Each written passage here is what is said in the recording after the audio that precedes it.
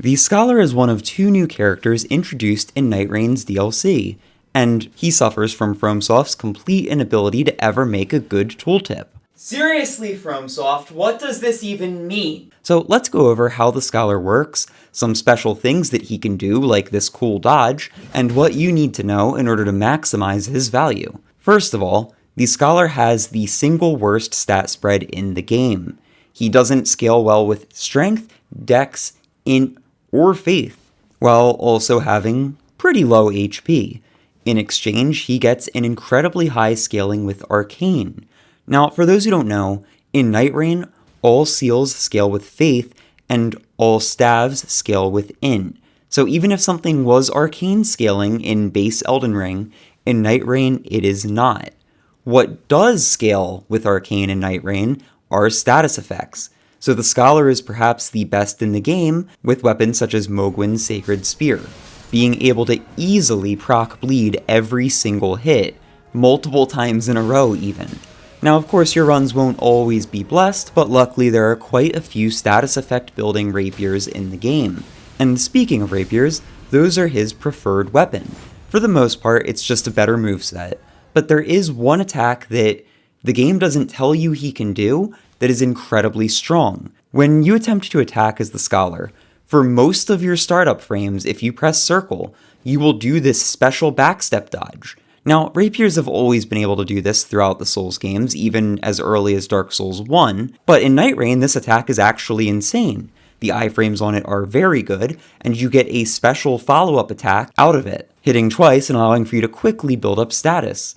Abusing this move is perhaps one of my favorite parts of playing this character. That's really his only special thing with rapiers though, so let's move on to his character skill, Analyze. The way that this skill works is you zoom in with your monocle, and then you can either debuff the enemy or buff yourself. As you look at the enemy, they will begin getting surrounded by a circle. If you instantly press the button, you activate your buff and or debuff at level 1. If it's halfway full, level 2, and if it is all the way filled, you'll activate your level 3 buff or debuff. Now, debuffing the enemy will lower its attack by about 20%, and if it's level 3, your next hit will deal 60% increased status buildup and damage. This makes the level 3 debuff not really worth it in solos, but incredibly good if you're playing with a hard-hitting duo. For example, you can increase a Wilder ult by 60%. Yeah, that is absurd. As for the buff, level 1 will give you some extra stamina, level 2 will give you more extra stamina, and level 3 is a pseudo parry. A bubble will form around you for about 3 seconds, and if you are hit you'll explode, knocking back most enemies, staggering them, and dealing a good chunk of damage. By the time you're about level 7, the damage isn't going to be too crazy, but the hard knockdown that it does lets you get a lot of damage from your weapon attacks, on especially lighter enemies, like you can fully knock down a Leonin Misbegotten. For the most part though, the best use of this is the attack debuff and the next hit deals more damage thing.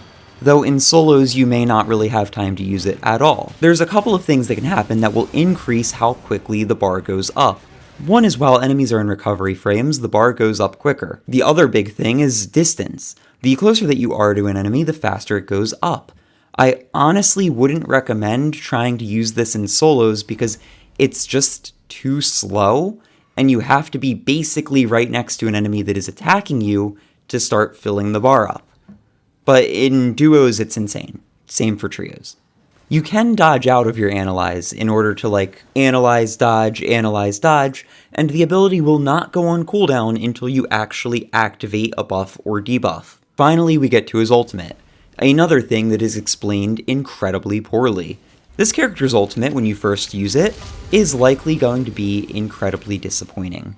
What it does is it connects every single enemy and ally in a massive area, and attacks to one enemy will transfer a bit of the damage to every other connected enemy.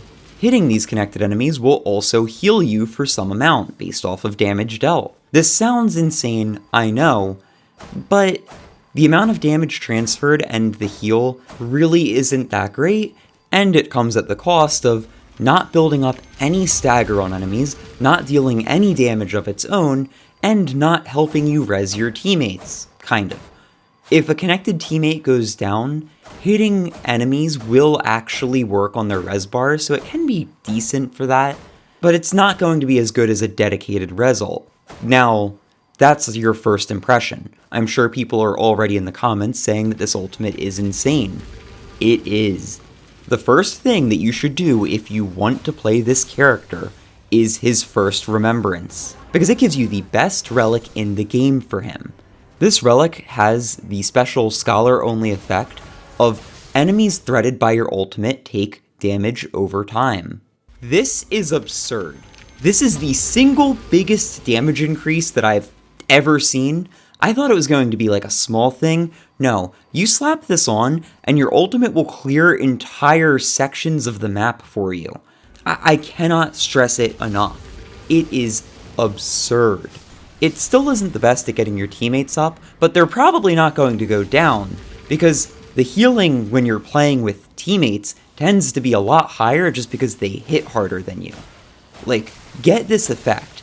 If you want to play Scholar and feel overpowered, make an ult build with this effect. This is the, like, before you have anything else good in the game, if you want to use this character, just get this relic ASAP. And finally, the most complex part of his kit, and I saved it for last. As the Scholar uses items, they will level up.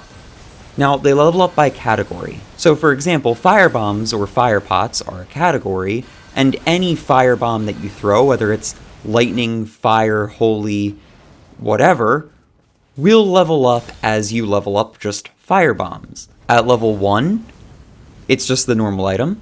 At level 2, it's the same effect but better.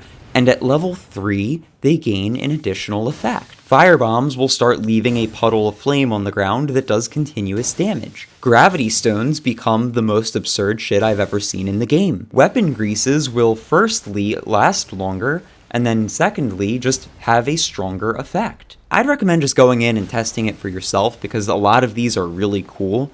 Also, he can naturally hold double the consumable amounts. So if normally you could hold 2, he can hold 4. If normally you can hold 4, he can hold 8, and so on and so forth. So go crazy with that. Overall, Scholar is a dedicated support character in Nightreign, debuffing enemies to make it easier for his allies to fight them, getting more use out of items than anyone else, being able to heal his allies with his ultimate, and just generally bringing a lot of utility to any team. I don't think he's a very good solo character. Not to say that you can't get good runs with him solo, it just tends to be a little bit hard because you don't have any good damage stats or HP.